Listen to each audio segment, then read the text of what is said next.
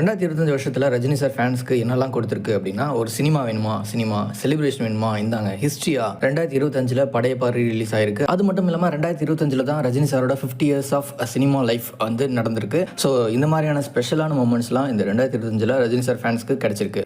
Hello friends, welcome to old movie review channel. இன்னைக்கு December 31, 2025. 2025ஓட கடைசி நாளில் நம்ம இருக்கிறோம். ஸோ 2025ல லாஸ்ட் வீடியோ நம்ம என்ன போடலாம் அப்படின்னா, அஃப்கோர்ஸ் நம்ம தலைவர் சூப்பர் ஸ்டார் ரஜினி சாரை பற்றி பேசினா ஒரு பாசிட்டிவிட்டி இருக்கும். அதனாலவே நான் வந்து இன்னைக்கு சூப்பர் ஸ்டார் ரஜினி சாரோட வீடியோவை இன்னைக்கு லாஸ்ட்டாக நம்ம பார்க்குறோம். ஸோ வீடியோக்குள்ள போகலாம். அதுக்கு முன்னாடி advance happy new year 2020. Super star Rajinikanth அப்படின்ற பேரை சொல்லும் போதே அதுலேயே ஒரு ஃபயர் இருக்கு. ஒரே கூஸ் பம்ப்ஸ் தான் நம்ம எல்லாருக்கும் வருது. 1975ல ஆரம்பிச்ச ஒரு ஜேர்னி 2025லையும் அதே ஃபயரோட ஒரு ரசிகர்கள் கிட்ட ஒரு எக்ஸைட்மெண்ட்டை ஏற்படுத்திட்டே இருக்கு அப்படின்னா அது வேற ஒரு நடிகருக்கு நடக்குமா அப்படின்றது எனக்கு தெரியல. 2025 வருஷத்துல ரஜினி சார் ஃபேன்ஸ்க்கு என்னெல்லாம் கொடுத்துருக்கு அப்படின்னா, 2025ல படையப்பா ரிலீஸ் ஆயிருக்கு. அது மட்டும் இல்லாம 2025ல தான் ரஜினி சாரோட 50 இயர்ஸ் ஆஃப் சினிமா லைஃப் வந்து நடந்திருக்கு. ஸோ இந்த மாதிரியான ஸ்பெஷலான மூமெண்ட்ஸ்லாம் இந்த 2025ல ரஜினி சார் ஃபேன்ஸ்க்கு கிடைச்சிருக்கு. அதோட இது வரைக்கும் நம்ம சேனல் சப்ஸ்கிரைப் பண்ணாதவங்க சப்ஸ்கிரைப் பண்ணிக்கோங்க. கூடவே பெல் ஐக்கானை கிளிக் பண்ணி உங்கள் ஆதரவங்களுக்கு தாங்க. 2025ஓட ரஜினி சார் ஃபேன்ஸ்க்கு கிடைச்ச பிக்கஸ்ட் கிஃப்ட் எப்படின்னா, ரஜினி சார் ப்ளஸ் லோகேஷ் கனகராஜ் காம்பினேஷனில் உருவான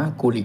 ஸோ இது ஒரு ஜஸ்ட் ஒரு படம் இல்லை, இது ஒரு ஃபினாமினான் அப்படின்னு தான் சொல்லணும். ரஜினி சாரோட கம்ப்ளீட்டான கிரே ஷேடை இந்த படத்தில் நம்ம பார்க்க முடிஞ்சுது. ஒரு மாதிரியான ஸ்டைலிஷாக, ரூத்லெஸ்ஸாக, அதோட கிரவுண்டட் கேரக்டராகவும் அது அமைஞ்சுது. அதாவது ரொம்ப கிளாமராகவும் ரொம்ப ஒரு அலட்டிக்காமல் அப்படியே எக்ஸைட்டடாகவும் அதே டைமில் லைட்டர் மோட்லேயுமே ரஜினி சாரோட ப்ரெசன்ஸ் இருந்துச்சு. பார்க்கவே ரொம்ப நல்லா இருந்ததுன்னு தான் சொல்லணும். லோகேஷ் கனகராஜ் அவர் சொன்ன மாதிரியே இது எல்சியூவில் இல்லை, இது வந்து ஒரு ஸ்டாண்டலோன் படம் தான் அப்படின்னு சொல்லிட்டே வந்திருந்தாரு. அது வந்து ஸ்டாண்டலோன் படமாக இல்லாமல் ரஜினி சாரோட ஒரு யூனிவர்ஸ் அப்படின்னு தான் சொல்லணும். ஏன்னா ரஜினி சார் அந்த படம் ஃபுல்லாக அவர் தான் ஆக்கிரமிச்சிருந்தாரு. அவரோட பவர் வந்து ஒவ்வொரு ஃப்ரேம்லையும் தெரிஞ்சுட்டே இருந்துச்சு. ஃபர்ஸ்ட் லுக் ரிலீஸ் ஆன அந்த நாளே போதும், அன்னைக்கு சோஷியல் மீடியாவே கொஞ்ச நேரத்துக்கு ஃபயராக இருந்துச்சு. கூலி படத்தோட தேட்டர் மூமெண்ட்லாம் மறக்க முடியாது. விசிலும், கிளாப்பு, அப்புறம் வந்து லாஸ்ட்ல ஸ்டாண்டிங் ஓவேஷன், இப்படி தான் ஒரு மாதிரி வித்தியாசமாக இருந்துச்சு. லோகேஷ் கனகராஜோட ரைட்டர் அவர் என்ன சொல்லியிருந்தாருன்னா, முதல்ல நாங்கள் இன்டர்வல் சீன் தான் முதல்ல எங்களுக்கு ஒரு முதல் தாட்டு, ஒரு ஸ்பார்க்கே வந்தது. ஸோ அதுலேருந்து தான் நாங்கள் கூலி படத்தோட மொத்த ஸ்க்ரீன் பிளேவையும் ஸ்டார்ட் பண்ணி கொண்டு போனோம் அப்படின்னு சொல்லுவாங்க. ஸோ இன்டர்வல் அதுக்கேற்ற மாதிரி கிங் பின் அப்படின்ற அந்த பேருக்கு முன்னாடி வந்து ரஜினி சார் நின்று கத்தியோட அப்படி நிற்கும்பொழுது வேற லெவல் மொமெண்ட்னு தான் சொல்லணும். தேட்டரில் கூலி வந்து என்ன ஒரே ஒரு வார்த்தையில் சொல்லணும்னா ரா அப்படி தான் சொல்லணும். ரஜினி சாரை ஒரு ராவான ஒரு லுக்கில் பார்க்க முடிஞ்சது அப்படின்னு தான் சொல்லணும். ஸோ டிசம்பரில் ரஜினி சார் பிறந்த நாள் டிசம்பர் 12 அன்னைக்கு ஸோ படையப்பா வந்து ரீரிலீஸ் ஆச்சு. அது வந்து வேற ஒரு மொமெண்ட்னு சொல்லலாம். நாஸ்டாலஜிக்காக தலைவரை நம்ம வந்து இன்னைக்கு டேட்டில் பார்க்க முடியும். ஏன்னா நம்ம வந்து சின்ன வயசில் ஸ்கூல் டைமில் இருந்திருப்போம். அப்போ வந்து யாரும் பார்த்துருக்க மாட்டோம். தேட்டருக்கே போய் பார்த்துருந்தாலும் ஏதோ சின்ன சின்ன விஷயங்கள் நமக்கு ஒரு ஞாபகங்கள் இருந்திருக்கும்.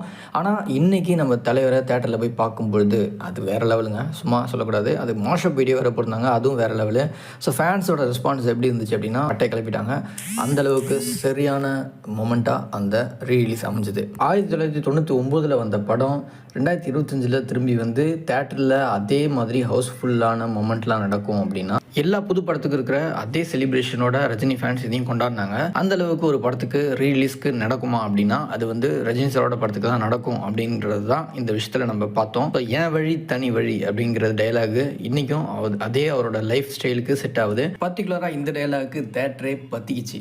நியூ ஜென்ரேஷன் ஃபேன்ஸும் பழைய ரஜினி சார் ஃபேன்ஸும் எல்லாருமே ஒரே சீட்டில் உட்காந்து விசில் அடித்தோம். அந்த மாதிரி தான் இருந்துச்சு. படத்தோட முக்கியமான விஷயம் என்னென்னா, ரீமாஸ்டர் பண்ணதுனால பிக்சர் குவாலிட்டி வேறு லெவலில் நல்லா டெவலப் பண்ணியிருந்தாங்க. சவுண்டும் நல்லாவே இருந்துச்சு. ஏஆர்ஆர் மியூசிக்கோட நம்ம பிஜிஎம்மோட நம்ம வந்து அந்த ரஜினி சாரை ரீமாஸ்டர் பண்ணி அந்த படைப்பாவோட ரீலீஸை பார்க்கறதுக்கு பைசா வசூல் அப்படின்னு தான் சொல்லணும். ஸோ நீலாம்பரி கேரக்டர் அவங்களோட என்ட்ரி, அதுக்கு முன்னாடி ரஜினி சாரோட ஸ்வாகரான அந்த வாக்கு, இந்த விஷயங்கள்லாம் தேட்டரில் திரும்பி பார்க்கும்போது நமக்கு ஒரு கூஸ் பம்ப்ஸாக இருந்துச்சு. ரஜினி சார் வந்து ஒரு ஃபேஸ் கிடையாது, ஹீஸ் அண்ட் எரா அப்படிங்கிறது தான் சொல்லணும். 2023 டைகர் முத்துவேல் பாண்டியன் அப்படின்ற ஒரு கேரக்டரில் வந்தார். வெற்றி கொடி நாட்டிட்டு போயிட்டாரு. அதுக்கப்புறமா ஃபேன்ஸ் மைண்டில் ஒரே கேள்வியாக இருந்துச்சு, ஜெயிலர் 2 வந்தால் எப்படி இருக்கும்? ஜெயிலர் 2 வருமா வராதா?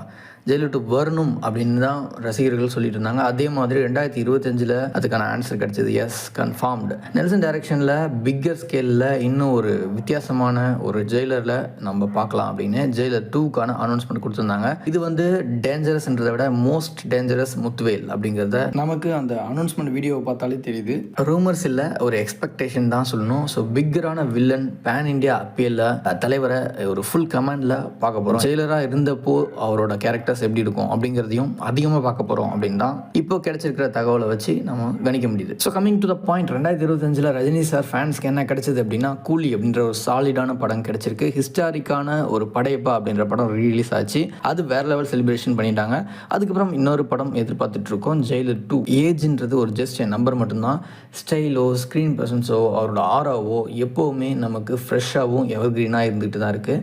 இன்னும் தொடரும் தொடரும் தொடரும். 1975 ஆரம்பித்த ஒரு ஜேர்னி 2025 நம்ம ஃபேன்ஸ்க்கு எக்ஸைட்மெண்ட் கொடுக்குது அப்படின்னா அது கண்டிப்பாக நம்ம சூப்பர் ஸ்டார் ரஜினி சாரால் மட்டும்தான் கொடுக்க முடியும். ஸோ இந்த வீடியோவுக்கு லைக் பண்ணுங்கள், ஷேர் பண்ணுங்கள், உங்களோட கருத்துக்களை கமெண்ட்டில் சொல்லுங்கள், சப்ஸ்கிரைப் பண்ணி உங்களோட ஆதரவை எங்களுக்கு தாங்க. இது மாதிரியான இன்னொரு வீடியோவோட 2026 அடுத்த வருஷம் உங்களை வந்து மீட் பண்ண. Until then, next video.